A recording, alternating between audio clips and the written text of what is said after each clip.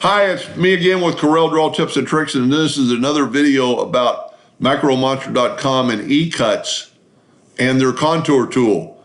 This is pretty cool when you have a lot of things to contour. Inside of Corel, you can only contour one thing at a time. And then you have to go to the next one and contour it. That can take a lot of times if you have a lot of items. But if you will select it all inside of eCuts, and go down to their effects. Now you have to contour it in millimeters first.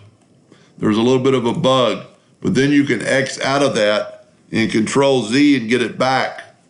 And then you can go back to their contour tool and change it to inches. And now let's contour 0.15. And it did them all. Now what is super cool about this, inside of eCuts, you can only do the outside contours. But we can go Control Z. I just kind of found this out by accident. These are all grouped now. And our steps, our contour alignment is back. So we can contour to the outside. Let me zoom in here. Let's Control Z and get that back.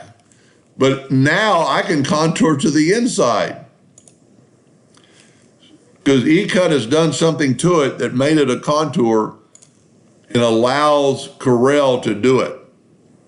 This could be very beneficial. I just did a clock yesterday, and for those of you who watch a lot of my videos, this would have helped me tremendously. Because before I had to smart fill them and then move them over and contour.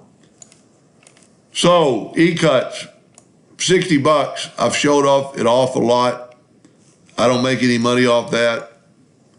I'm just trying to help people find new items. Anyway, I hope that helped a little bit. Thank you for watching.